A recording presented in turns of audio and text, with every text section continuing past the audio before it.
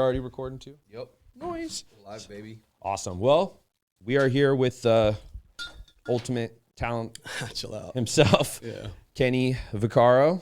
No, I appreciate you coming, man. Oh, yeah. I was super excited to get the show rolling, and I'm glad we're recording now because we're getting some awesome topics. Yeah, we were already talking about a number of things, but no, I appreciate you having me, man.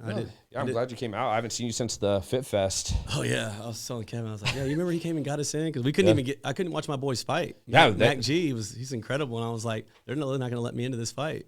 Well, they were sold out, and they were telling us like we had to cut the tickets off, and then when the strongman ended, we were like, why don't we just clear that whole section out and just start adding seats? And I really like those fighting exhibitions. What is it called? Exhibitions? Yeah, exhibition, yeah. Those are like, they're so exciting. Well, I think that was so that was their first sanctioned state fight. So that was like an actual professional fight because they used to do smokers at like Black Sheep Boxing, and those aren't counted. So they're basically like there's no winners. They fight 3 rounds and then they just try to get exposure to go and fighting on actual paid cards. Yeah. And so with this one, it was their first sanctioned one. They're doing another one January 29th at the Coliseum. Yeah. I feel like there needs to be more of those, like community driven, like it's not MMA, like official licensing or whatever, but it's like there's a lot of people out there that just want to fight. Yeah. Throw down. The smokers are huge. The first one they did is how they even got funded for their the whole Black Sheep Boxing. Was the first smoker was in Big Tech's gym, and it was so crowded, it was so hot, they had to open up all the doorways, and there was like 1,300 people there. And it reminds me of those you see in like those medieval movies, how they'll have like these underground boxing like syndicates or cults. Like I feel like it's like a legalized version of that. Like I would love to host something at the Kollective where it's like, should do it. You see these YouTubers fight, right? Everybody sees like such and such, Logan Paul, how he kind of came up, Jake Paul. I mean, have that like localized here in Austin. That would be a blast. I would love to get involved in something. You should be like the Don King of it. Like this dude's talking shit versus this dude, right? Make them fight. It'd be crazy, bro. That'd be fun. I don't know why we couldn't do that. I don't know if it's legal to just have fights. Smokers are legal. So when you do a smoker, it's kind of what I learned from them. It's like there just can't be any winners, and then they have to agree. Like I think they just sign off like a liability form. And there's got to be a way. Yeah, I mean, people know who won and lost though. Usually. Unless it's just like a knockdown, drag out, everybody bleeding out, like you don't know. But other than that, that's just a good fight. Then I would watch it. I would accept no winner or losers on that one. Other than that, you just go to 6th Street and just wait. 100%. Wait for someone to hit someone. Yeah. But no, so bringing you here. So one of the things I was really intrigued by was. I've said this on previous shows where I do like purposely only like a little bit of research because I like to talk to people and actually ask. Yep. I don't like to have all the answers before I start. But one of the things that I thought was amazing was you were in the league, you were playing, and then just decided walk away and I'm going to start an esports company. Yeah.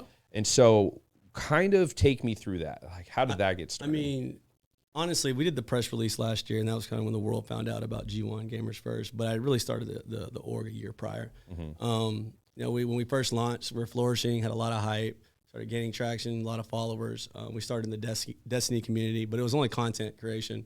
Those type of players I had signed. I hadn't signed an esport team where we compete. But honestly, like going back to the NFL that August, I felt our org just slow down. Like it wasn't like every company, whether it be a Nike down to, I don't even know, Whole Foods, you got to have a leader, a CEO that's kind of, leading the way and pushing the envelope, you know what I mean? And holding everybody accountable. And I just felt like we didn't have that with me away. And the opportunity came up where, I talked to a few people about, hey, I'm going into my 9th year. I mean, I probably could have played 3 more years. I actually had offers from Atlanta and the Panthers, and Detroit wanted me to come in, but I was like, no, I want to go be full-time CEO of G1, a company I built, and kind of do it my way. And what sealed the deal was I met with Gary Keller, his family fund, their CEO, Mitch Johnson. I was talking to him at an NIL meeting, actually, for the HulkBuilt Kollective. Big group of guys. There's 10 people. We end up sitting across from each other, and he's like, what hat is that? And I said, oh, it's my G1 hat. And he was like, man, like my son watches this what's their name? He's like, FaZe, yeah. He goes, my son just won't stop watching them. Like this esports gaming, content stuff is the future of the world.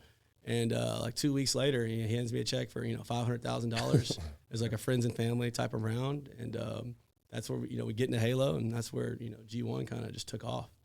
It's in it. I mean, I've just recently, like we were talking earlier, started learning how just volatile the esports world is and how massive it is. Because like we were talking when the OTK guys were training at the gym, I didn't know who they were. Like I was just like, they're massive. Yeah, and there were people showing up just to get a view of them, and that's when I even discovered Twitch. Dude, I'm like so out of the loop. Oh like, yeah. It's kind of off subject. We were just talking about this earlier. I don't know what's going on anymore. I just found out 3 weeks ago that I played football with ESTG, the rapper.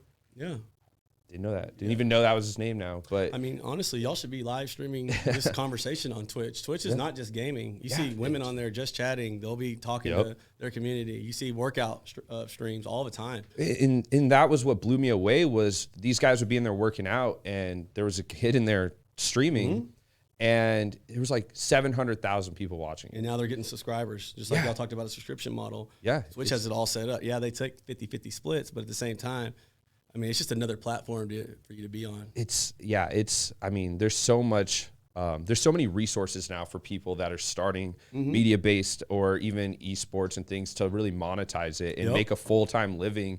And there's just more things growing. One of the things me and John were talking about was Meta and like the whole Oculus and VR. Is that something you're going to move into as well? Yeah, I was at ESB, the Esports Business Summit in Vegas, and a guy, he had actually already created a game for Meta, a virtual reality. And I mean, that's next up. Everybody saw Ready Player One. As much as we don't want it to go that way, I mean, I always say the American dream sometimes is escape your own reality. Like whether you're an athlete and you want to be a gamer, athlete, whether you're, doing these fucking drugs to escape, from a long day, or you're drinking alcohol. Like it's sad, but it kind of, people just want to be something else sometimes. Yeah. I mean, I think it gets abused a lot. I don't think it's necessarily always a bad thing, but I think when you do abuse it, like when you get drunk and on a weekend, like that could be fun. Yeah. But then when it turns into your reality, like the people that drink every day, like they're trying to get that dopamine rush and like feel on that. And I'll have some wine,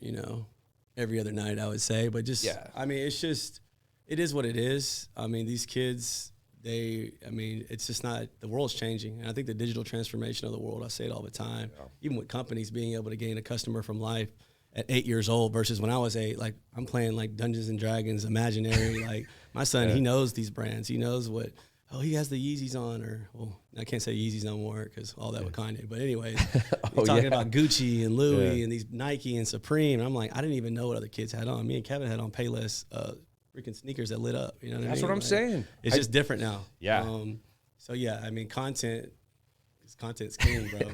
Well, it's, the craziest part too is just like this, there's this crazy need to make content. People are getting to a point where there's no more authenticity, or it's recycling stuff. So, and for me, I pretty much just film everything I'm doing, and I don't have to make it up. Which if you're doing, you're doing cool stuff. Yeah, and some people, their job is to be a content creator, so like they stress about, all right, what's the next video going to be? And they might go like the drifter, right? He takes all these crazy pictures from the top of mountains and all that stuff, and he's monetizing from it. Yeah. And I think, I want to do a better job of just helping educate the world that there's just so many opportunities outside of your normal. Like when I grew up, it was like, all right, you could be a teacher, a lawyer, a doctor, try to go to the NFL, but they always tell you it's only the 1% of the 1%.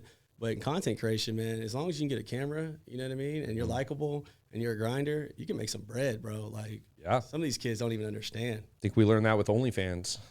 I mean, it is what it is, right? I mean, I'm not judging, but I mean, I'm seeing these girls pulling, $250,000 or more, just posting butthole pictures. OnlyFans probably fucked up. Pornhub's probably pissed because now because I feel like they're getting more money. You're monetizing your brand the way you want to do it. Obviously, they take a cut, but I'm sure those contracts, on the other side, aren't as lucrative for the creator. Yeah, it's getting wild now. It's a wild time right now, especially with just technology, like you're saying, and the advancement of it. So, but when you decided to walk away from the game and go full time with G1, what was the reaction like from a lot of your peers? Was it positive or negative? I had some people that were like, you're crazy, but my peers were just like, Kenny, anything you say you're going to do, you're going to go do it. Yeah. Like the guys that invested outside of Mitch, the CEO, it was, Alex Okafor, one of my best friends, Hobbs, Michael Hobbs. He's a, former rugby player in New Zealand. He went to Texas when I was there. We crossed over a little bit, and then he ended up getting his business degree from Stanford. Now he's working for Brookfield. I don't know if you know Brookfield. They're just like Blackstone, like $750 billion in assets. But he didn't shit about gaming. Yeah. He just knew I was a hustler. If I have a vision, I'm gonna go do it. So he invested. AO did the same thing. Didn't really know much. Kind of like you. He didn't know much. He was like, but he said, I had a guy tell me one time, I invest in people. Yep. So I had a few of my friends do that. Malik, one of my other good friends here, Joby, just like my homies, and they're just like, go run it up. And it's the moment I took that money, it was just like, all right, I got a responsibility to take care of their investment and do everything I said I was going to do. And I ended up doing that more. It hasn't even been a year yet. Yeah. I mean, I've been seeing it nonstop. That's why I was super excited to get in here was, I was talking to Ian, and when I was talking to him about just G1 and a lot of the stuff coming up, I told him I wasn't, there's probably a million interviews out there with you just talking about football. Oh, yeah. And it's like, that's cool, but I am really more interested in present and a lot of the stuff you're doing now. And I think, one of the cool things about Austin is it's a huge entrepreneurial city. A 100%. Lot of startups, a lot of people trying to move out here to do their own thing. So going from, I guess, a structured lifestyle, like being in the league, to what you're doing now, what are some of the challenges you had to face going from being an athlete to a business owner? I mean, honestly, this side of chapter 2 of my life has been such a blessing for me. Like, I know a lot of times guys will leave the NFL, they'll leave their respective sport. And once you lose that, that military-like itinerary schedule, you kind of lose yourself a little bit. After I first, when I first walked away, I wasn't on the schedule I was on right now. I kind of was just like, man, I'm bored. Like, I will never be a person that just sits at home and I love being a dad, but I got to go coach my kids. We got to go train. We got to do something. I think that's a big reason why I'm one of the founders of Kollective. I started, G1, G1, our facility is above Kollective. And then I put a fashion boutique, the Konect, in the Kollective too. So now I'm busy. Like, I'm more busy than I was in the NFL. And I think that keeps me, that keeps my mental in a good spot, because I've been so used to, wake up 5:30 a.m., get breakfast, work out, team meeting, special team meeting, positional meeting, break, lunch, back to meetings again, practice, you know what I mean? Watch film at night for so long that I feel like a lot of times when guys lose that, they lose themselves a little bit. You kind of lose your identity of who you are. And I feel like for me, I'm trying to be a shining light on, that transition and, chapter 2 in an athlete's life. No, and I love that, because, we were talking about Nate Boyer earlier, and that's like the whole premise of his nonprofit MVP is trying to help people with an identity. Yeah. And I think that you are starting kind of this new, what's the word? Not routine, but it's like this new thing where like guys that retire from a professional sport can start their own business. Because like you said, a lot of guys don't really know what to do. They're kind of lost afterwards. And Kollective, by the way, is a beautiful gym. I was at the Halloween party. Oh, nice. I got invited. And I think what you guys are doing there is awesome.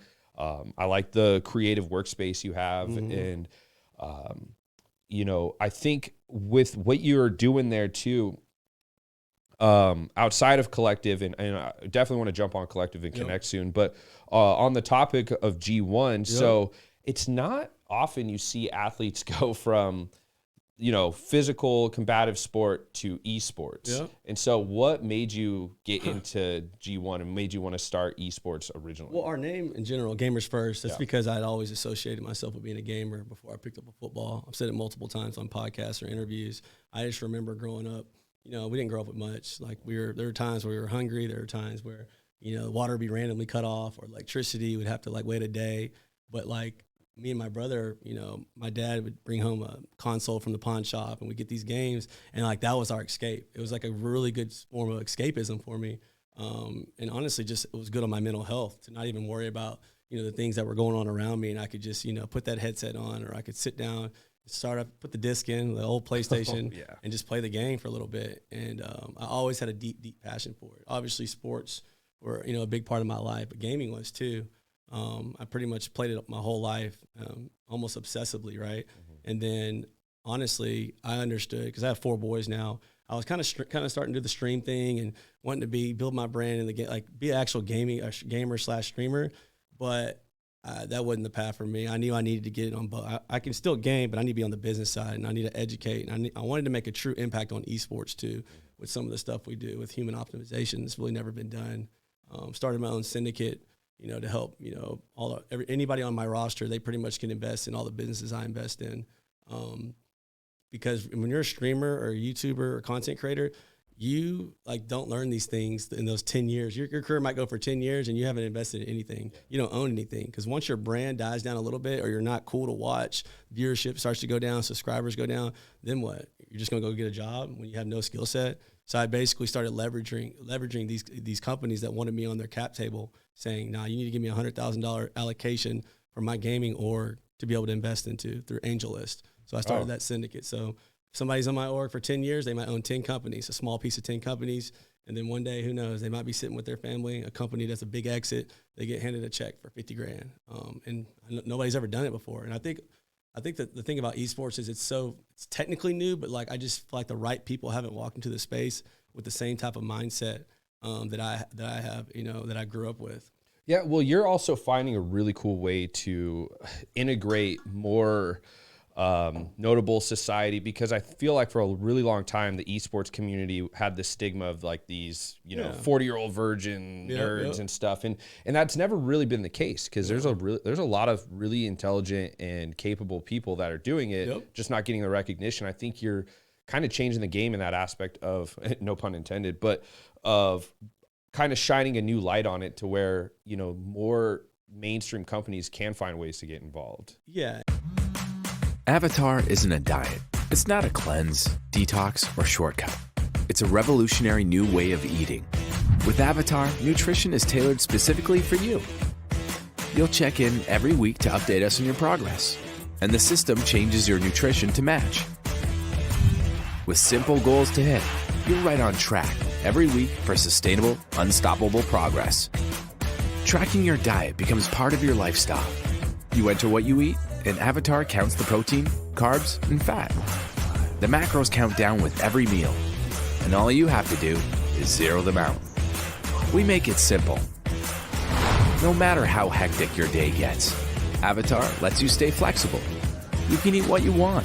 As long as you hit your targets, you'll still reach your goal. No system is easier to use. And you're not in it alone. Real people are ready to answer your questions whenever you need. Our community is thousands strong and growing. Whether you're 18 or 80, whether you're ready or not, we've got your back. This isn't a diet. This is a way of life. Eat what you want. Feel great about it. Period. Forever starts here. Welcome to the revolution. Today's episode was brought to you by Austin Barbell. More than just a gym, a barbell club. Austin Barbell is open to aspiring athletes of all skill levels. They offer an in-person group format training classes for any skill level. This includes beginners without experience, just beginning strength training, or advanced athletes looking to gain a competitive edge. Austin Barbell's objective is to grow the sport of Olympic weightlifting and make it accessible to everyone. They have a scaled approach to strength training. The coaching team includes nationally accredited coaches, a former Soviet Olympian, and nationally ranked competitors. I've personally seen these athletes in action, and their Ollie lifting strength program is 100% ideal for all athletes, including CrossFit, powerlifting, and bodybuilding. Train alongside national competitors and beginner athletes in a supportive team environment. Austin Barbell has 2 locations in North and South Austin. For more information, go to www.austinbarbell.com or check them out on Instagram at Austin Barbell. And the problem is that stigmatism is held down the whole scene for so long. But honestly though, all my teammates, the athletes that everybody looks up to or whatever, they would game as soon as they get home. Oh, yeah. Derwin James, I know he's playing Madden every time he gets home. Micah Parsons, you see him on Twitter, he's always tweeting out who wants some playing Madden, right? Call of Duty, Warzone. Everybody, me, Mark Ingram, Teron Armstead, Cam Jordan, we'd always go get in the lobby, and this is before Warzone, just play multiplayer for hours on end. That was our favorite thing to do. My best friend, Kevin Byard, we play Red Dead Redemption. Literally, as soon as we get home, see the kids, eat, shower up, whatever, and then we're hopping on a horse and we're going to do some missions, bro. Like it was fun. It was like Grand Theft Auto, but like Wild Wild West version. So yeah, I just think the world just doesn't know it. Yeah. Honestly, that everybody's really gaming. Even moms are on their phone, Candy Crush. You know what I mean? Brick Breaker back day and the Blackberry Pearl. Snake. Like, everybody was playing it, right? Yeah. And mobile gaming is getting bigger. So it's just like you had this conglomerate, this beast just kind of just, overtaking the world while everybody didn't even notice it, right? Well, I think COVID played a big role in that too. Being stuck home, there wasn't a lot to do, and they kind of found their escape through gaming. Oh yeah, and it connects people. There's so many positive things. The two founders of G1 I met in the game. Yeah. I met so many people that are a key part of my life. They're video games. You gotta think, if I'm playing the game, say I play the game for 8 hours one night, I stay up all night after a football game, I'm literally talking to that person more than I am my family. I mean, nobody's talking to the girl 8 hours straight. Are y'all? Anybody? No, you're not. You're kind of like, that's a lot of time. And I'm getting to hear their kids in the background. If they have kids talk, I'm getting to, if we're gaming for 10 years, now their dog's barking louder because he had got a puppy, 10 years ago. Now he's got some bass to his voice, right? So it's like, people don't understand the relationships that you build. Yeah. Communication skills. Yeah. Freaking Atlas, my brother's son, my nephew, him communicating with my son, Kendon, on like, he's over there under the tree, like that. These type of things that they're developing in their mind on leadership, accountability. Bro, don't leave me. Dude's just crawling away, in Warzone, looking for his buddy to come in and stick a whatever EpiPen or whatever they give him, syringe. Think about what that's teaching these kids at a young age. I think a lot of times it's not perceived like that. Yeah. Well, and I mean, to be honest, I never really considered those skill sets being learned because, when you think of gaming, the average person that thinks of gaming, it just thinks that your mind's melting in front of the screen. Yeah, and you're just lazy. You're just trying to, just win games. But yeah, that's a very interesting take that I never had considered as far as, it's things that are relative to like in-person athletic competition, which is like team bonding or relying on. Same thing. We had that. When I'm at the event, I literally remember being on a Discord call with our Halo team. We were going through some trials, tribulations, adversity, whatever you want to call it, between the team and having a riff. And I literally remember like tearing up, like crying, talking about like playing for your brothers in the locker room and how like Kevin Byard playing next to him and motivated me to be a better player. And like, y'all got to do the same thing. It's the same thing in esports. Like if a team doesn't vibe and bond, you're not going to go the extra mile. You're not going to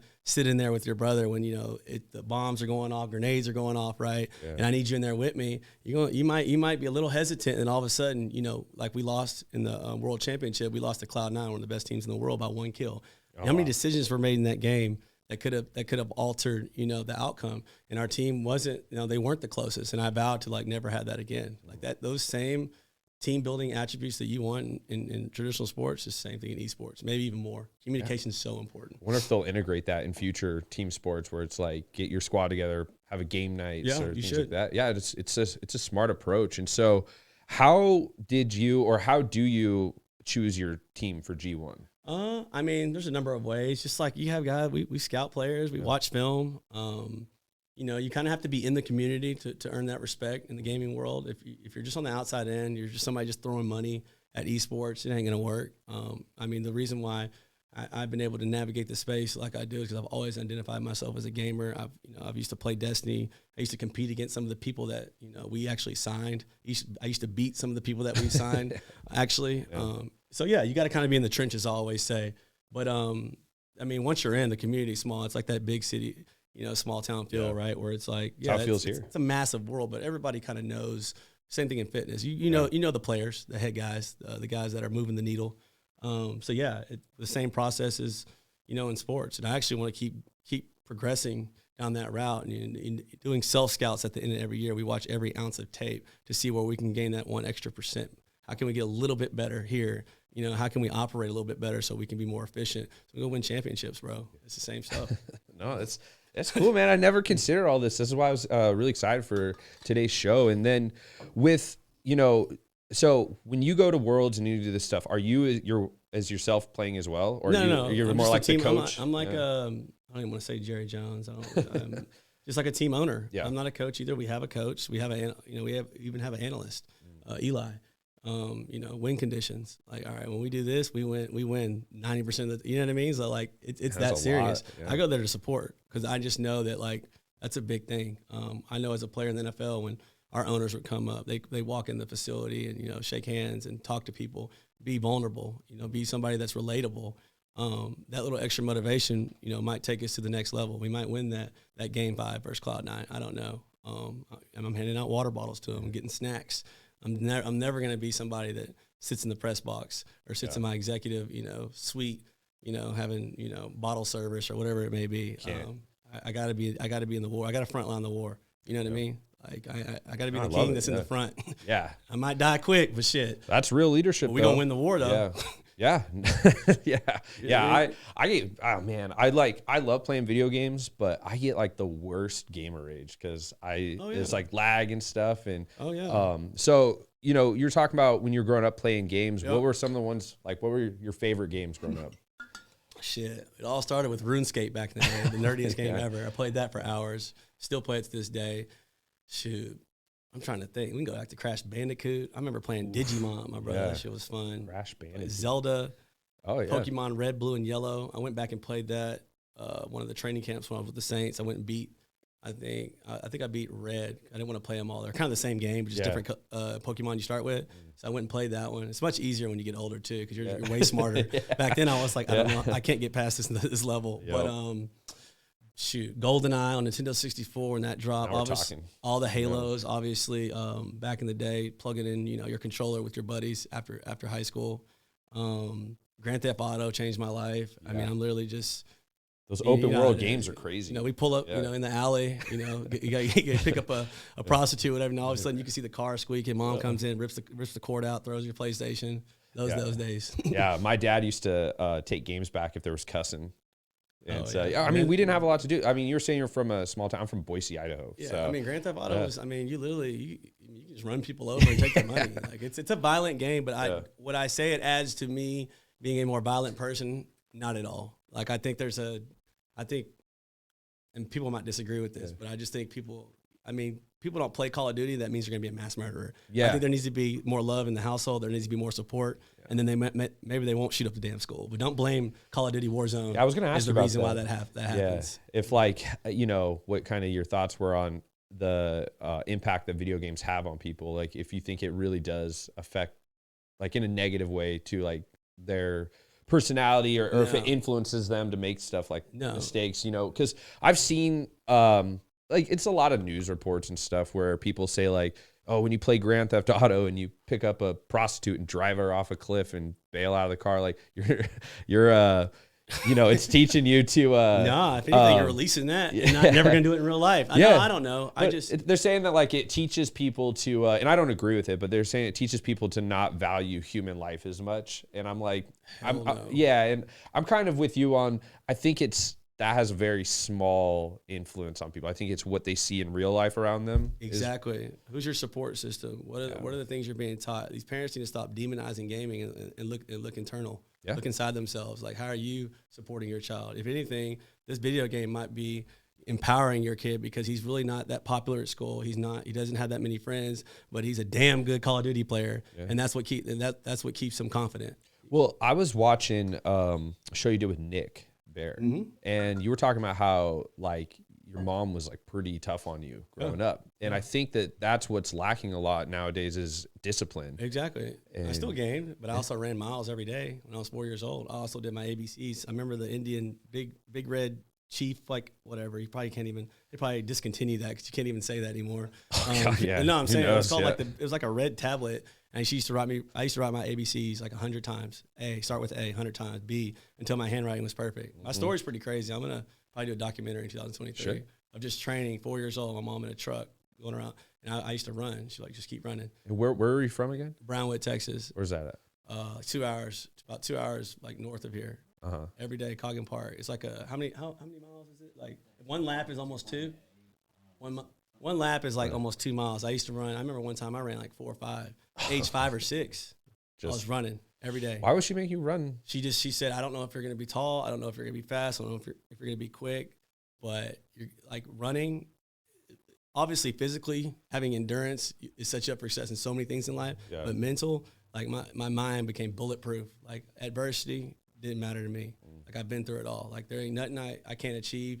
There isn't one thing that I can't get through. And I've been like that since I was a young boy because of that. Now it did hurt our relationship a little bit, and I felt like I was, needed more love, but we mended that. But those attributes, those characteristics that I forged from running miles and miles every day since I was a little kid have set me up for success in so many different areas of my life now. It's crazy. Yeah, I mean, it's a work ethic you get from putting yourself through some through hell. Tough. Yeah.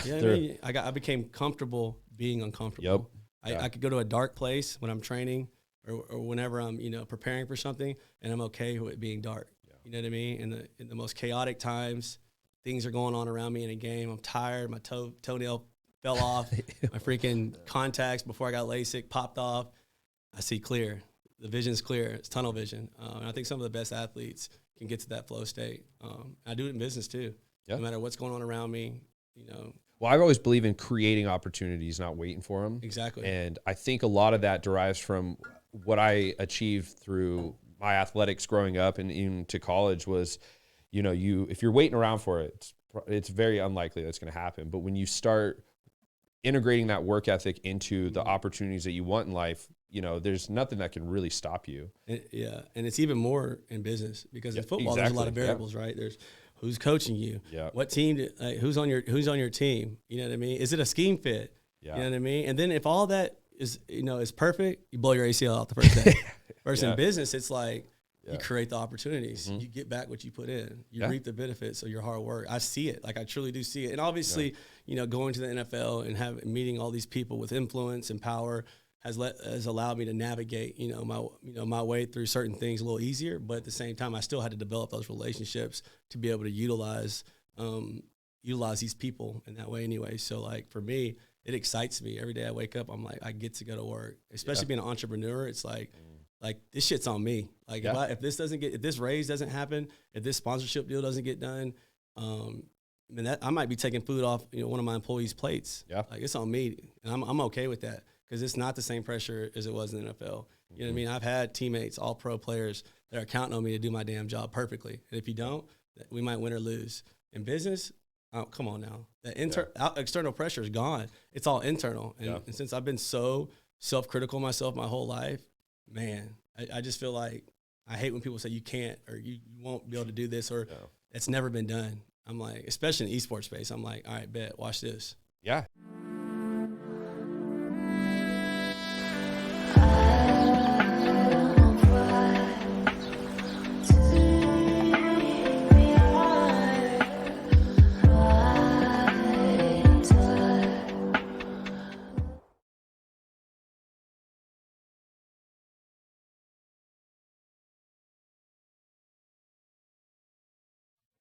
Today's episode is brought to you by ReGen Health and Wellness. The team at ReGen Health and Wellness is devoted to helping patients revitalize, repair, and renew the optimal blueprint of yourself.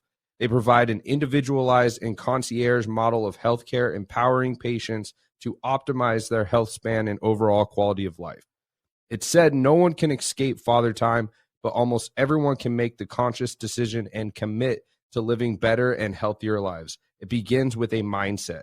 They offer both in-clinic and telemedicine consultations. So whether you're due for a routine checkup or struggling to hit your health and fitness goals, go online or give them a call to schedule your appointment today.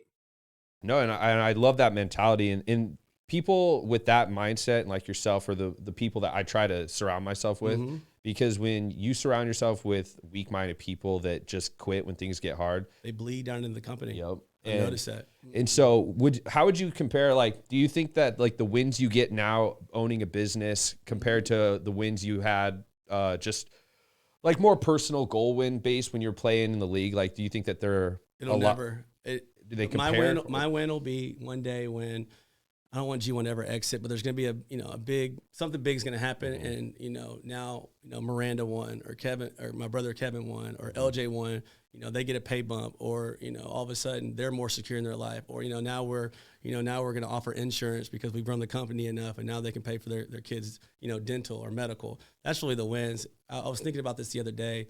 there's nothing that compares to walking in that locker room after a big win, after you beat, the living hell out of the Baltimore Ravens when nobody said you could beat them. They were 14-2 that year. We were 15-point dogs, and we beat the living hell out of them. And you walk in that locker room and, like, you know what I mean? Everybody's cheering, that camaraderie. That's the only thing I'm always going to miss. And I get a little bit of that back with esports. When I win a championship one day and I hoist up a world trophy, I'm going to have that same feeling. But now I got to kind of sit from the sidelines, and I can't control it. But I can. Everything outside the game, though, that's why I offer so much to my players, so much to our staff, because I'm like this is the type of culture you have to build in this world, even in business, if you want to have success, because I've seen it done in sports. Yeah, it's, with what I have and stuff here, I couldn't relate more. Is like every time Austin fitness community gets a win, going from an Instagram page to doing expos in just under 3 years, is it's such a rewarding feeling, because you started it, you own it, and it's yours, versus you're a part of something, but this is yours. And I really try to encourage people that I meet around here to, like, start something, like chase your passion, like get into something, don't just, if there's something you're passionate about, don't just wait around for it to happen, like make it happen. And 100%. And I think for me, it's like, obviously I've been passionate about gaming, and then I'm right. And then I got into the thing, a point where it's like, all right, what are all the businesses that I need for this company? So I can start building those out too, so I can start vertically integrating pretty much everything, whether it's media, marketing, apparel. Having true ownership and attention to detail on all those things matters a lot to me. And it's like, it makes things easier too. And then you also provide more, jobs for your family, for your friends. You can do it with your people and people that you trust that are loyal. It's harder. I mean, it takes time, but in the end, in the long run, you're going to win way more than you lose. You know what I mean? You might lose a little bit. It might cost a little more now, but in the future, it's going to be, so worth it. So worth it. Yeah. I mean, when I started this, I didn't even know, I had nothing. I had no money. And now, as things are continuing to grow and everything, it is a very rewarding feeling. And so, kind of still on the topic of G1. What's coming up for G1? We got a number of things right now. We're trying to put together this massive Rocket League tournament at Q2 Stadium, Austin FC Pro Soccer Stadium. We're locking down all the details, run of show, production, who's going to be our partners for, each, we have Lexus Lounge, and then you're going to have Captain Morgan, you're going to have the Points Bet after party, and just figuring out, like, who are going to be our, our title sponsors. Trackmania is a game we just got, offered partnership in. We accepted. It's a global game. It's like F1 pretty much, but in the gaming world. And then we ended up signing the #1 driver in the world, Gwen, in Binks. From France, which is pretty cool, and we're the only team only team representing the United States out of every other org, which is awesome. And then Halo, that season's about to kick back off. I think December 8th we have a Optic Gaming Invitational that we'll be going to Dallas for. But I'm doing a lot of different things. We got apparel drops coming. We just dropped our G1 Thrasher tee. It's pretty much, we took the Thrasher branding and turned it to GamersFirst, which is a really cool tee, especially for people that identify as a gamer. We had the Us Against the World tour drop, where it basically showed, like, our path to, like, Worlds this year with Halo, like a tour tee, vintage style. Oh, that's dope. And then I did these Kollective by Kenny drops. My first one was kind of like was based off a UT theme. And this next one is called Move Different. It'll be dropping probably the second week of December at the Kollective and at my new fashion boutique. But yeah, G1. Yeah, we got new stuff popping up every day. Been focused on getting global partnerships, sponsorships too. I'm sure that's a big revenue for you guys. It's like, whatever you need, I can. That's not even raising capital. Yeah. That's just like here you go. Here's the deliverables. Like, it happens quicker versus, like, right now as a CEO, one of my biggest things I got to do is raise capital. I feel like that's my job. But I also help on the sponsorship side. But yeah, and I want to get to the point where I'm not asking any other man for any money. But I mean, they always, I've had a lot of business people tell me, don't do it with your own money. Do it with other people's. But when you do that, you sell a little bit of your soul every time. Yeah. A little bit more ownership, one more board seat. The next thing you know, you're like fucking Steve Jobs, and they boat your ass out the company, and you got to come back and save it after they fail, right? So I got to, I'm just trying to develop, vertically integrate so many different things so I can start having all these different, revenue lanes that need to raise just disappears. Like long before I lose any type of control of the company. Absolutely. I mean, that's why I've veered away from any type of VCs or any type of investors that's tried to pitch something here, is because I'm just not interested in having someone tell me what I can and can't do. Especially if it's dead money, like you just a check. Now I get your homeboys getting in, like Kevin Byard. He's probably going to invest in G1. Darius Slay, Quandre Diggs, UT legend, Pro Bowl safety. He just invested today, and like those guys, they're there to support me and support the vision. Versus like you take a check from a VC, and then all of a sudden it's like, hey, I want to go get this esport team, or hey, I want to make this move. Nah. Well, we don't think that's right. But you don't know anything about gaming or esports or culture. You're actually lame. You know what I mean? You're out of touch, but you're going to tell me like where the direction of the company should go. Ain't happening, homie. No, ain't happening. No, I'm totally with you. Yeah. I've never been a fan of, people that don't have any type of passion or even involvement in the industry trying to tell me how to run stuff. So that's why I purely sell sponsorships or advertisements. Like you're purchasing a product. You actually don't have any say in what I do. Yeah. And obviously there comes sometimes it's too good to be true, right? Yeah. Or sometimes you have a friend that comes around and has money, you trust them, and it's a decision you have to make because it's for the future of the company. Yeah. It's like there's no like this is how we scale. Yep. But until that time comes, I'm good. Yeah, it's gonna be a pass. And so I remember seeing the video drop that our boy Ian made. Yeah, shout out Ian, he's incredible. But when you started the Konect fashion boutique, so how did you get into that? Like you got first it's like football, then you got gaming, and now you got a fashion boutique. Well, I'd always been into really, it just starts with like geometry and architecture. When I was a younger kid, I wanted to be an architect growing up. I used to tell my mom, or I wasn't gifted and talented. They asked you like, what do you want to be one day?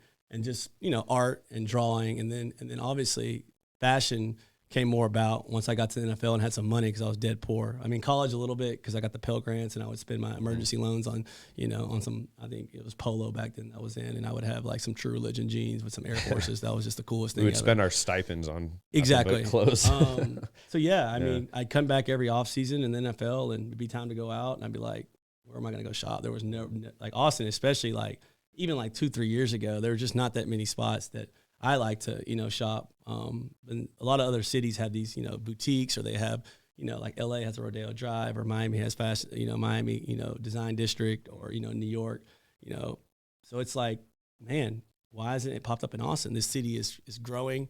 And, all these people from LA, New York are moving here. The clientele at our gym has the money to pay for, high-end designer. I like it. It's something I'm passionate about. Why not, start off by, instead of doing a cafe where we serve shakes and, cheap teas, let's do a fashion boutique at the Kollective. And it was a hit. I mean, people loved it. All the members, were purchasing shoes and apparel and designer. And we quickly realized we need to scale. So we found a storefront on South Congress right between Perla's and By George. Oh, wow. Yeah, I was just over there. I was over to Joanne's. They just walked in. One day, the guy was like, his name's Adam Zimmerman, he's affiliated with, he works with the Unger brothers. And he was like, hey, I've been in your store up front a couple of times, and I heard through the grapevine you wanted a storefront, and we've had over 200 inquiries, but this one is yours if you want it. I was like, why? It's just like, the owner just wants a local, UT kid, former All-American, he wants to keep it local. He's like, Kendra Scott, 12 years ago, she was right across from where my current store is going to be.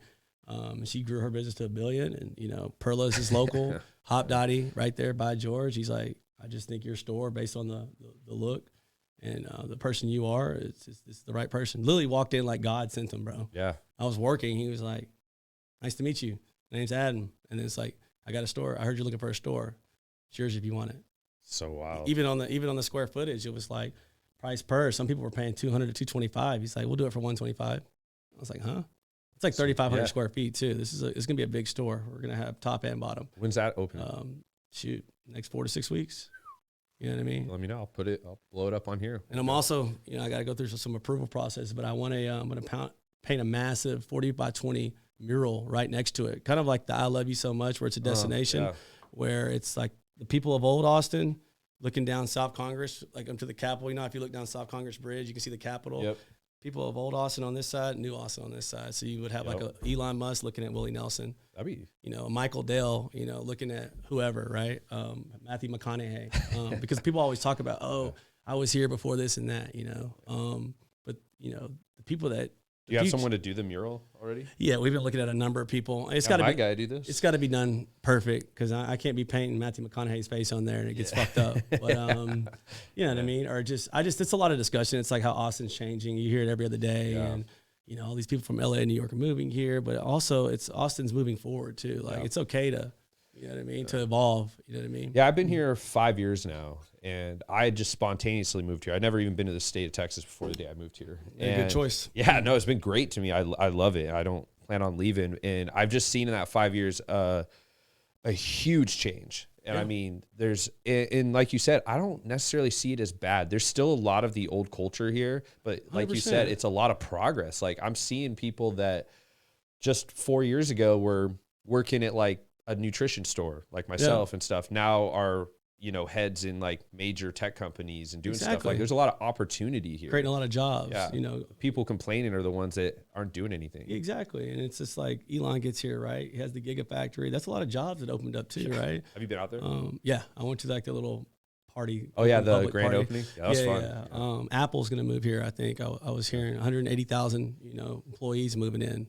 Samsung, right up in Samsung. I heard Disney's like moving like a studio up north. Yeah, Netflix and Hulu bought some land. And they're building a studio. Yeah, I mean, we're gonna get more big city vibes, I guess. But I feel like Austin has that strong culture. Well, it'll always have that same feel. Even the Soho House here, when I go, it has an Austin feel versus when I go to LA, it ain't the same. Austin has we just have a unique, you know, thing about the people here that I just don't think is going to go away. And especially if the leaders of the community are still living here and staying here, they have no reason to leave anyways. Yeah, it's great. And I mean, I think you nailed it on the head with the culture. Cause like whenever I go out of state, like preferably like LA or something, when I meet people, it's always, you know, who are you? What do you do? Who do you know here? Like they don't actually care. When I meet people here, it's like, you feel like we're instantly friends. Like they're so welcoming. They're so nice. It's, you know, hey, how can, you know, what are you working on? How can we help? Things like, and then it leads to a conversation of like what you do instead of like, what do you do? Yeah. And then it's like, how am I better than you? Versus like, hey, how can we work together? Yeah. How can we get better together instead of how am I better than you? You know what I mean? Like, even if it's for ambition or you want to grow your business, it's still better than saying like, so what do you do? Am I better? All right, you're not in my circle. Yeah, it's like, oh, you're not cool enough. Like it's the cool kids club. You don't really see that here. You know, you're in the same place as everyone else. Yeah, it's unique, and you know, I mean, obviously that's why I planted my flag with G1 here. I just knew there's no orgs here, surprisingly, but there's a lot of top streamers, Twitch streamers, YouTubers. They all live here in Austin. It's like the live streaming capital of the world. Yeah, a lot of them. OTK's massive, man. They have 100 million reach. Yeah, they're just sitting up there north. Cypher PK, massive. Up north. Yeah, I'm sitting with all of them, have no idea who they are. Just like, sitting there. Yeah, there's a lot. TSM, their whole team's here. It's a really, really good Apex team. Snipe Down, my good friend now, Eric Rona, he lives here. I mean, there's just, the list goes on. Reed, Mr. Beast's manager, lives here. I need to get a hold of him because he knows how to make some money. Yeah. But that's a whole different discussion, how creator brands and products are the future of this world, brother. Oh, for sure. See Logan Paul? You know what I mean? Just what he did. 300 million Q1 in Prime. The fastest fitness product ever. Yeah, it's unbelievable what just YouTube. Networking and getting involved in influence. My son was banging his head on the fucking table to go get Prime, and I tasted it. It's straight. Yeah. I mean, but he was like, I gotta have it, and I'm like, okay, these type of people, these type of companies that are forward facing, person driven, are gonna overtake all these dinosaurs now. Like companies that come out, products that come out that ain't got a face on it. They're going to be less influential, even if they're a better product than the ones that are going to be their person leads the way. Yep. Like a Logan Paul and KSI when they came out with Prime. Yeah, it's evolving for sure. And I mean, it's all coming, like you said, influence, how your marketing strategy. Mr. Beast. Yeah. 150 million in revenue in the burgers. In chocolate bars. He's you know. His business is worth billion. Like he got to offer $1 billion. He's not selling it because he's he's going to generate so many different revenue verticals off his YouTube channel that like, I'm not going to sell you my company. Then what? Then do what? No, I'm just going to make $1 billion while I got this $1 billion conglomerate. And now Elon's totally reforming Twitter to make it a video platform as well and monetize, like have a better monetized structure than YouTube. Yeah. I mean, YouTube I've been thinking of ways to like, have my own platform, like do all my content, everything I want to do. Why does it got to go to YouTube? Yep. Obviously, you want to have it YouTube because it gets the masses, the eyes. But I'm going to use YouTube as a vehicle to go back to my, whatever space I make, right? Where my videos, my content, all the exclusive things, the apparel drops. We let all these other companies monetize and tell us what we can say, what we can't say, what we can wear, what we can't wear. And then they give you kibbles and bits on the back end when they make billions off the creators. So it's just like, there needs to be more people like a Mr. Beast to step up and say, I got my own platform. You want to watch my content, you got to come here. Just come to my website. Subscribe. You could probably charge he could charge whatever you wanted, $10 a month. And as long as 50 million people came over, you'd be all right, huh? Yeah. I mean, that's $1 billion. What is that? That's like 50 million. So that's 500 million. Mm-hmm.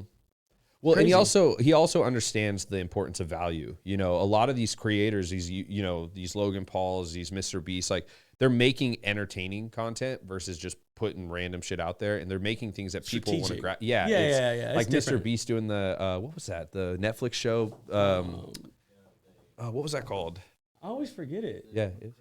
Squid Games. Squid Games. Yeah, he did like a whole thing, and he like gives away. I gave away $1 million, right? But what is that? Like, people don't understand the ad value, like the marketing revenue he's getting off ad revenue. Well, have you heard of Free Water?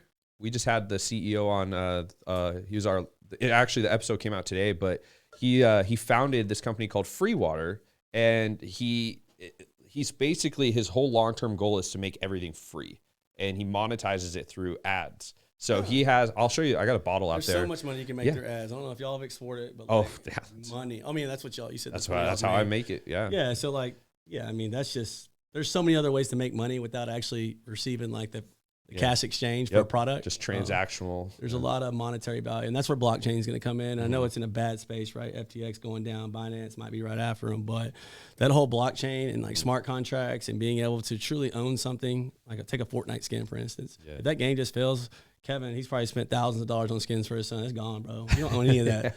You know what I mean? If Twitter wants to take your check mark that you earned, that you like now, you know how many business deals get done because somebody answered somebody's message because they had a check? You know what I mean? If you don't got it, maybe you don't even get the same response. You have all that value that's lost, things that wouldn't even happen in this world, if that check mark wasn't there for some people. Whether I agree to make you better than anybody, no, whatever. But there is a value to it. There's a value in being I am a legitimate person that's not a bot. 'Cause there's too many bots out there. Well, it's you know how many people. Today's episode was sponsored by HulkBuilt Fitness. HulkBuilt is your go-to online coach for weight loss.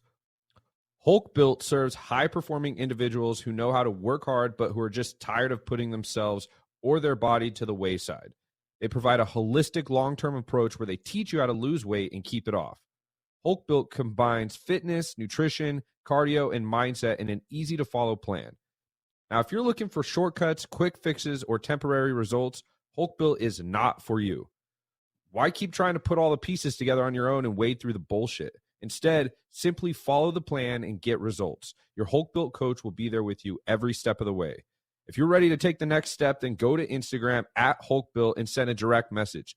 If you don't hear back within 24 hours, then all of their spots have been filled. Try HulkBuilt today.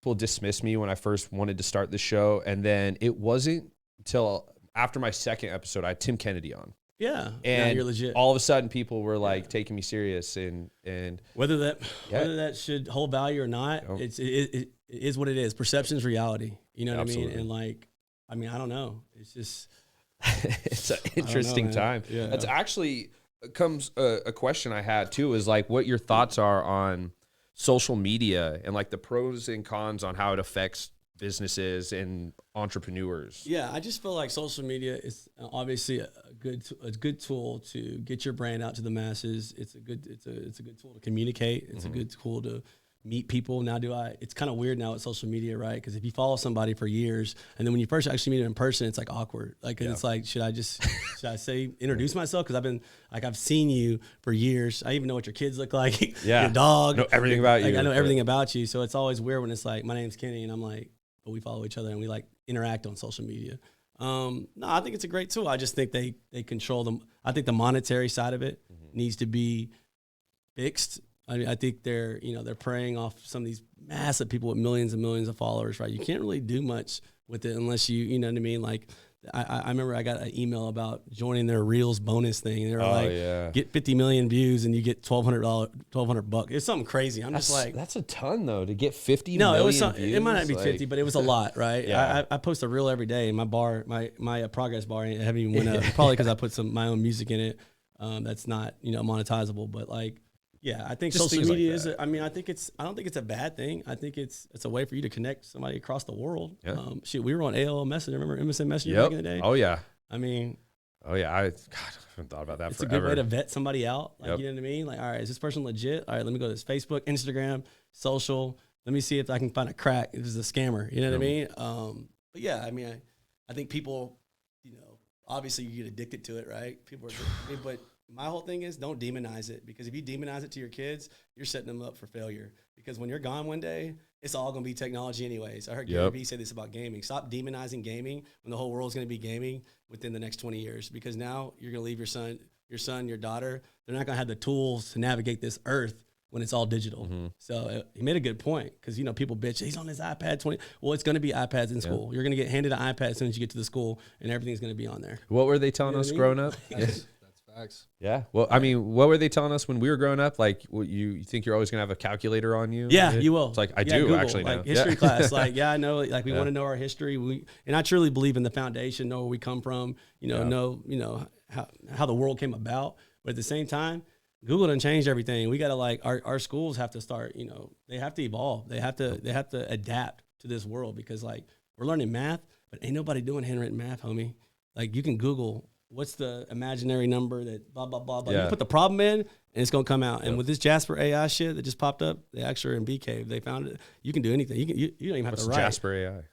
Oh, my God. You haven't seen the I platform? haven't heard about this. If you want to write the best article ever about you, type in some keywords, the AI will do it for you. Right, so copy. Scary. It'll do YouTube descriptions, YouTube captions. It'll analyze, I guess, Google or whatever.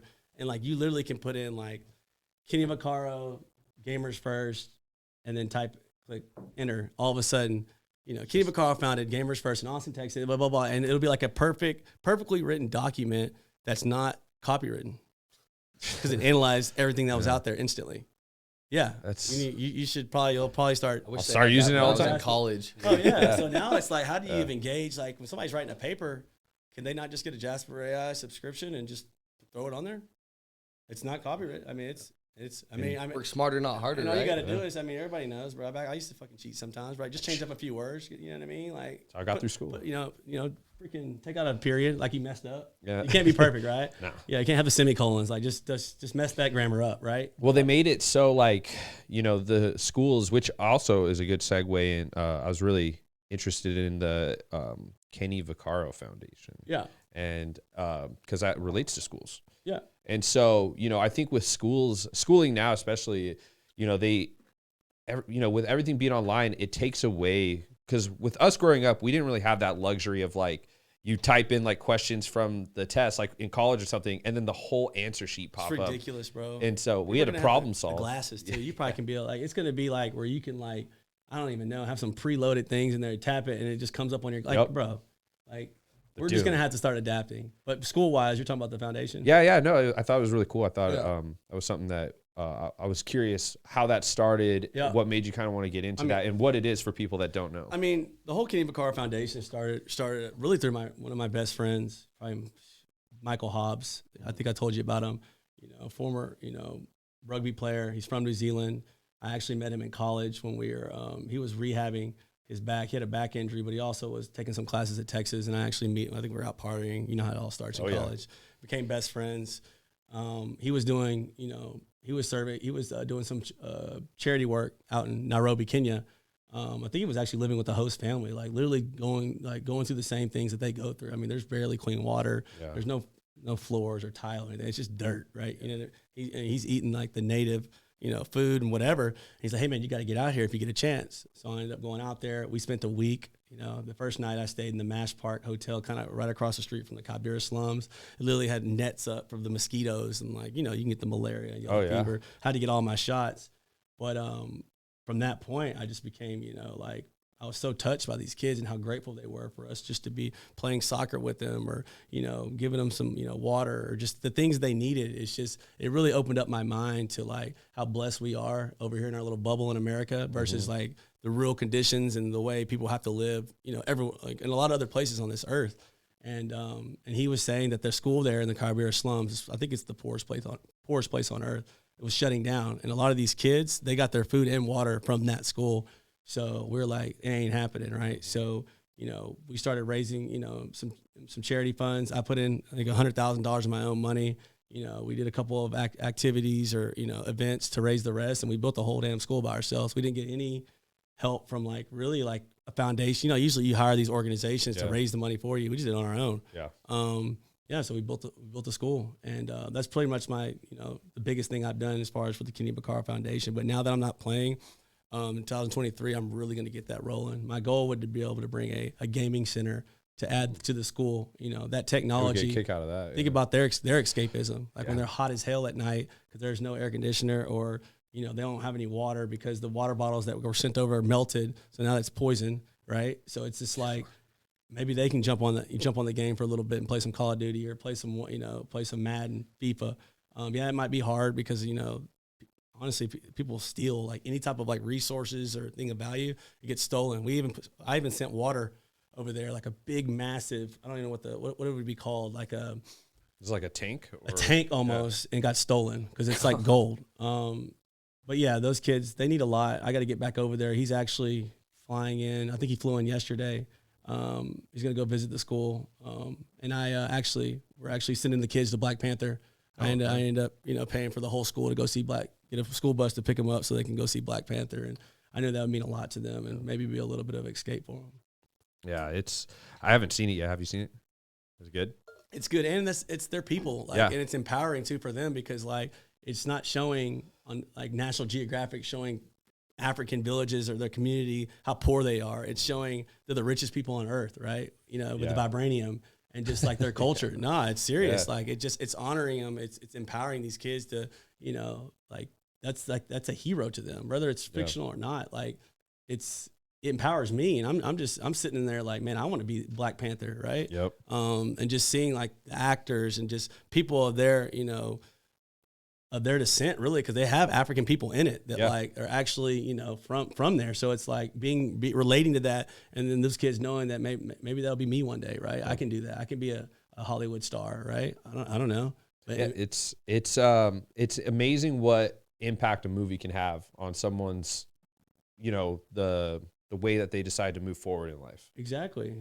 You know what I mean? Like people talk about too. Like there's so many resources over there that get poached. You know what I mean? Like you see them blood diamonds and all. There's all types of things. But like these kids, their life's different than ours, right? They wake up every day. You know what I mean? They're not gonna. There's not gonna be breakfast, lunch, and dinner. Like it's survival, right? Yep. So they can get a little bit. 2 hours. It's probably like 3-hour movie.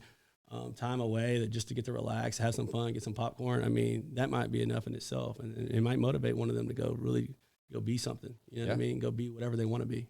Yeah, it's got to be tough to stay motivated with not just the living conditions, but the lack of opportunities that I think people take for granted here. The resources that we have versus And the one thing they do have is the lack of not even knowing that what's out there too. Whether that's good or not, it's like, think about like when you're a young kid, it's like, you're not even comparing yourself to people because I didn't even know, like without the internet, I don't even know what he owns or what he's wearing.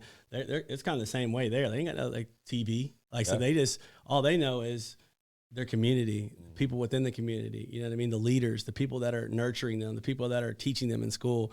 But I mean, I'm sure as the world, I mean, it's fun evolving. To bring them out here. Yeah, I know. I mean, yeah. What if that's something that can happen? We could do.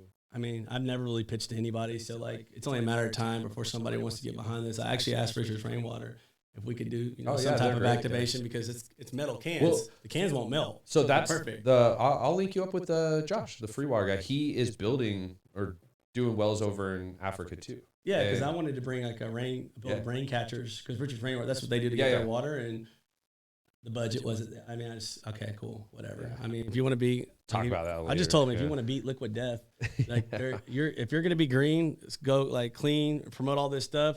you got to go all in on philanthropy because you ain't beating liquid death when it comes to marketing, homie. That's just the beer can is too cool.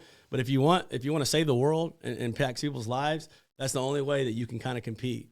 Yeah. So if y'all ain't ready for the marketing budget, no hard feelings. I love Taylor, their CEO. Yeah. We're good friends. But you know, they said they were worried about distribution. I was like, all right, well, worry about distribution, but you could have like talk about the marketing alone and content and PR. If that's all you're in it for, and it's not really about the impact you're having, whatever, that alone will be worth it. I promise you. And it opens up so many more opportunities too when you are charitable and you help out other. It's karma, man. That's what I believe in, bro. Oh, so I do stuff, everything I can for people, whether it's down to a tip for a freaking Uber driver, making sure I take care of them, or if it's a waitress, because you don't know what's going on in their lives. Yeah. And that might be able to buy their kids a Christmas present coming up for the holidays. And then sometimes it comes, and sometimes it don't come back. But I can lay my head on the pillow at night in peace, knowing like I did everything I could. Well, if you're only doing nice things because you want things nice in return, you're setting yourself up for disappointment. No. But no, I'm in a lot of ways the same. And, you know, kind of switching gears to your other ventures with Kollective. So I have heard nonstop about Kollective, and I had a tough time getting involved because like I've always wanted to, you know, do what we do with them. Yeah. And they're it was so nice when I showed up, and I know Sandy, she's one of the trainers. I've known her since I moved here, and then I've slowly started meeting everyone, and I just think the facility's so top end and great. So how did that all get started? How was your involvement in that, and how did it start? So Jeremy Hills, lead trainer there, he was my trainer my whole time in the NFL. We'd be bouncing around to gyms, right? I remember being on the east side on Riverside training. Yeah. And then we went to, you know, another gym up north or another gym, you know, out west. And all of a sudden we're training on it. And he's the lead guy there. And then we end up at ROI, the last one. Yep. But I was told him, like, hey, we got it. Like, whenever you're ready to do a gym, like, I'll go in with you. I'll invest. Like, I'll help, you know, promote it. I'll do whatever I can. And then my last year in the NFL, I came back. We were training up north with, you know, ROI. Yeah, I've done a lot of work with them. Yeah, he was just like, it's time. Let's go. So basically, I you know, to help someone with the funding, I took my investment that, you know, I made from on it exiting. So actually, Jeremy Hills got me into that investment before they sold to Unilever for what they did. Aubrey Marcus, you know, he wanted to get a couple new people on the cap table, you know, beef it up a little bit, you know, get some younger people on there. And he offered a few guys, me being one of them. You know, if I wanted to invest, you know, it was like you could only invest like 200 because I was ready to put 4 or 5 million in there because it was already a successful company. Yeah. So these opportunities don't happen. Like he doesn't need capital. They're making millions and millions in revenue already from the On It supplements. But he's like, Jeremy said you'd be a great guy, and he put me on. So like I invested the max at $200K, and then you know they sold for I don't know, was it 500 million? It's something crazy. Yeah, it was something nuts. It worked out because now they expanded. 3 years later, I exit. You know, I get handed a check for like $750K. I take that money immediately and just dump it into our new gym. Yeah, I mean, he did that for me, but now I get to build something that's my own. Like On It was already built. You know, that was Aubrey's story. That was, you know, Juan. Like all those. When I think of On It, I think of like multiple people. But yeah, this was something that I knew that I could invest in it, but I also could, you know, have a chance to, you know, help it have success. You know, with being super hands-on and having some influence, you know, in the fitness community and the sports community.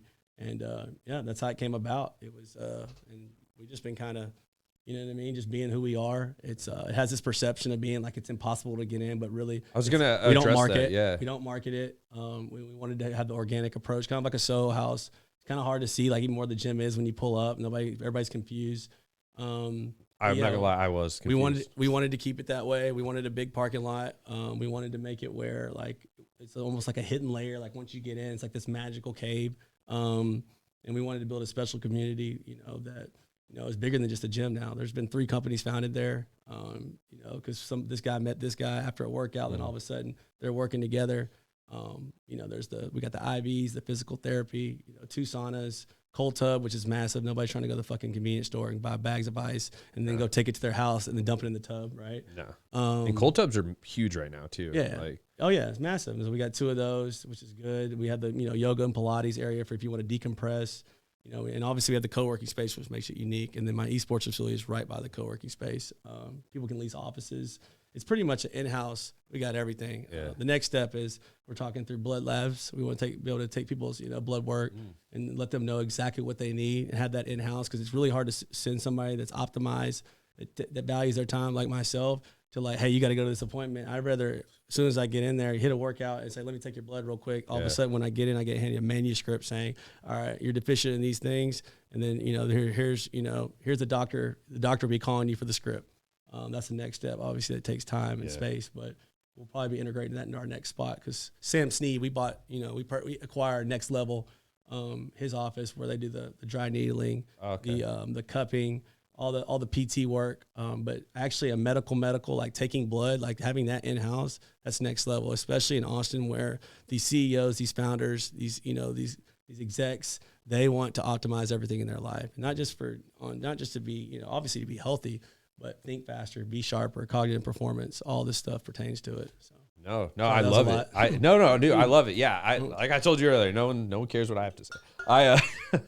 But no, I think that's great. I think that you're starting to see a lot of companies monopolize in that sense of everything in-house, everything included. It's the convenience of time, which is 100%. Really great. And I would love to do an event over there sometime. It'd be so fun. Yeah, just hit me up. Like I was saying, like with gamers, convenience is everything. So like when I have my guys in, we can optimize because it is downstairs. I mean, I know if you just saw Olympics announce esports, I want to be the Coach K. I want to be like every player around the world, whatever esport they choose, they send them to Austin, Texas, to the G1 facility, partner with Kollective to get ready to go compete, for a world championship and represent the United States. Because it takes a certain person to motivate a gamer, right? Like it can't be a suit. It can't be somebody that came from a sports scientist that came from gymnastics, and all of a sudden he comes in and he's trying to tell them what to do because you can't relate. Like, get the fuck out of here. Like, you're not going to tell me to eat these meals, do this IV when, like, I don't even trust you, homie, because you ain't, like, so, like, with the gaming side,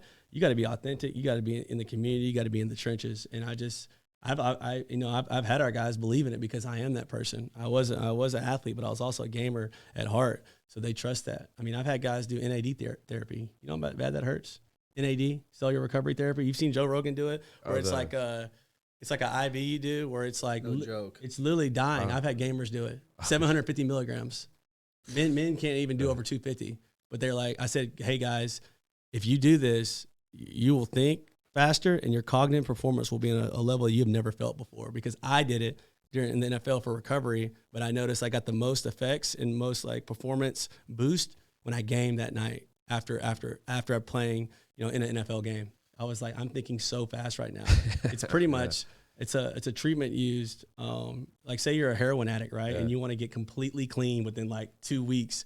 It's an IV that feels like you're dying. It feels like your body's being attacked by like a foreign disease almost, right? And you're dying the whole time.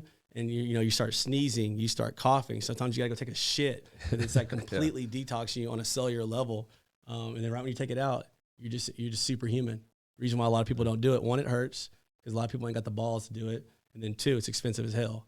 But I partnered with Brian Arakpo, at Restore, and he took care of me on that for some content deliverables. But I got to meet him at the Halloween party. He was dressed like Macho Man Randy Savage. That's the secret sauce, bro. Like it's you've seen it, right? It's a lot of the big time fitness people. You should try it. I'll get you on it. Yeah, I'll give it a shot. I'm ready to die. I used to run it, like the faster you do it, the more it hurts. I used to run it on full stream. We used to have challenges, bro. I had homies like Roger Saffold. My dog would put that bitch on a pressure bag in 3 minutes, do it. It hurts to do it in 30 minutes. We'll do it live. It hurts to do it in 45 minutes. Yeah. He did it in 3 on a pressure bag. You're just psycho. The mental warfare you go through of like just hurting and knowing that you're wanting the hurt too. And just like, there's something about that, I don't know, like a battle internally that sets you up for the next thing in life. It's weird, bro. I know this shit that uncomfortability, right? Yeah, same thing with a sauna. Like I used to get in that bitch and just try to like damn near take it to death. Yep. Obviously, it's not good for hydration, but it was more mental for me than it was physical. Like if you think you're gonna sweat all the fat off your body, let me inform you, it ain't happening. Get your ass on a fucking treadmill or a stair climber, and then hit the sauna, and it might enhance it. The sauna needs to be where you meditate, where you test your mental fortitude. Get that bitch hot as fuck. Put some water on it. Throw some ice, and like the NFL, we throw ice on it. We'd have people running out that bitch like looking like a lobster. Like they couldn't handle it. It was like a test of your strength, like back in the league. Oh man, getting flashbacks. We used to do the dumbest shit just to challenge one another, and it was like. And you got to hydrate after. I'm not gonna promote like taking yourself to hell and then sitting there for a little bit, but like you figure out something about yourself. You get 1% stronger. That's probably the mentally. best way to explain it. Yeah, you really learn about yourself when you put yourself through some trauma like that. Yeah.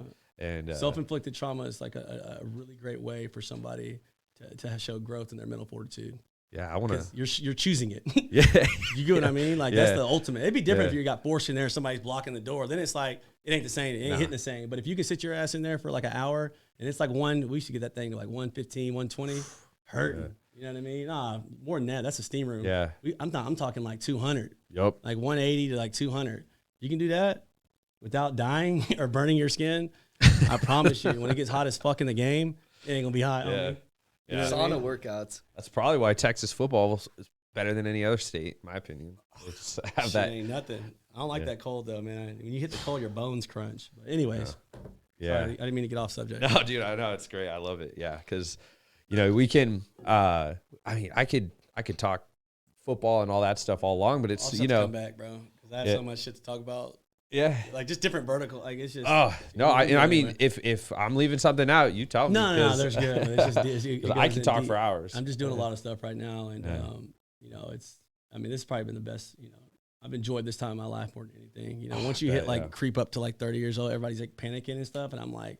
To me, it's like I feel like I turned 20 again. It's like a new life, bro. Yeah. Like I feel like I'm learning different things. I feel like I'm getting to do something that I didn't do my whole life every single day, which is sports. Yep. Getting to meet new people, you know what I mean? Getting to expand, like. Well, I felt like I was being respected more from like I didn't feel like I was like you garner this new type of respect where instead of feeling, I guess as an athlete, like you still feel like you're just almost being used. You're like, in the room because you're an athlete. If you're in a business meeting, you're a token athlete. I love the feeling of like getting to a meeting and I can see the person, whoever I'm talking to, their whole demeanor change when I just start ripping them on business and infrastructure and brand integrity and monetization. They're like, oh, you might be tatted up, former athlete, but you're like, this shit just like I did. You can see the shift in their face. They're like, all right, okay, let's do and I can feel, I can feel the energy like change. That is, I love that shit. That's probably the best way to describe it. I mean, it's just that you got their respect through knowledge versus just athletic ability. Yeah. And I love that more. Like that's how I felt at the Fit Fest that whole time was like, I get dismissed. I got a baby face. Like my personality, I'm wild. Absolutely roided up. Like half these motherfuckers. Oh yeah. In their forehead and just, I'm like eccentric and like goofy and stuff. So a lot of people would dismiss me and then when I start talking business with them or be like, oh yeah, this expo's mine. Like they'd be like, oh, and then they change. And it's cool. I don't really like take that stuff personal, but it's just you really described it perfectly. It's just you feel this whole different type of affirmation of like I'm finally being respected for what's up here versus what I'm just doing. Even for me, like a lot, I'm having people come up to me now. It's like, oh, you're the owner of G1. They're not saying former athlete. They're, oh, you own Konect. Oh, you own Kollective. Oh yeah, I saw you talking about business. You know what I mean? Like, can you like. Email me like, hey, would you mind hopping on a call and kind of explain how you built it? They're not asking like what training I did, what DB drills I did anymore. They're asking me about a number of different things. And there's nothing more rewarding than that when you're being recognized for things you worked really hard to obtain. Well, and that's why I said, even when I talked to Ian prior, I said, I don't really care to talk much football because that's not what's going on anymore. Like I'm focused on present and future.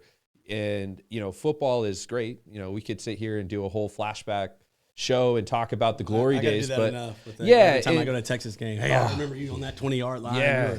You were a tough son of a gun. And, and it is cool to reflect on, but No, it's cool. I mean, it gets some deals done sometimes when I can be like, I remember, going one-on-one with Tavon Onson, West Virginia. It was a tough going through the whole ghost story of like. And it's got to be cool for those guys to reflect on with the person that was involved in like a story. But for me personally, like I love business. Like I love finding ways to partner and integrate someone's project that otherwise might have been dismissed from a fitness genre, something like e-games and everything. It all comes together in one way or another. You got to be open-minded. At the end of the day, it's like a circle of life. I've realized all my businesses are like vertically integrated into each other.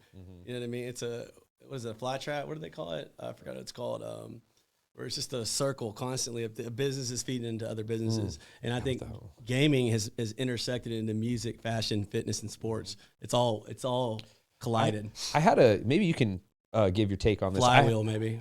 Yeah. I'm not sure. So you got another battery for that camera? Yeah. What time is it? Oh yeah. We'll wrap it up in Yeah, a second. yeah. I was just gonna get your quick take on.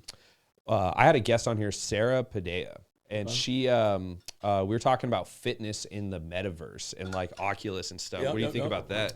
Yeah, I was talking about that with Devin about how you could play to earn, move to earn. So basically, you hit a bench press. You know, maybe you hit a bench press at the Kollective, and then you get some type of token or bonus or something inside the gym. So we would incentivize you to do physical activity, so you would get bonuses in the digital world. That's how we would do it.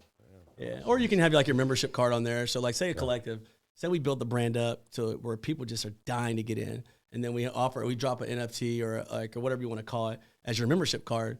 But you can resell it. So think about like there's value, there's reoccurring revenue and monetary value in that, where it's like, all right, but then you can't track who gets it. Yeah. That's the problem. And like we want to protect, our members and and their privacy. And sometimes like people of influence or celebrities will go in there. You can't just people will start buying these cards because of that. So we're trying to figure out a way to make that possible where we can bet it. But yeah.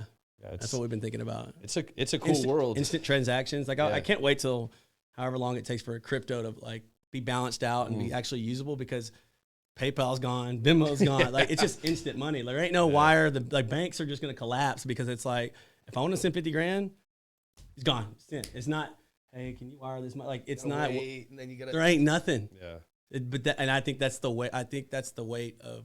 Like they don't want that to happen yet, because then they have no control. There's too much control of like how transactions get done. I mean, even the drug dealing world. Like I mean, they're gonna have to do some regulations, right? Yeah.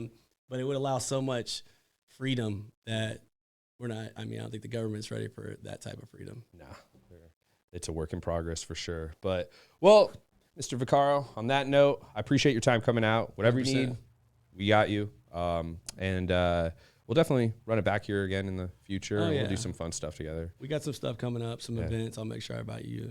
Yeah. We'll put it. I got a whole. I'll show you the website and everything after, and everything that we're building, and definitely find ways to integrate the Austin fitness community with the game world. So Kollective. Everything. We can have a gaming expo. I'm telling you, I'm about it. I mean, I can throw myself invite. We have like a Spartan competition with all the biggest orgs in the world, but we'll talk. No secret. Somebody's gonna steal it. Yeah. We'll see. But cool, man. Well, on that note, we'll take us out, my man.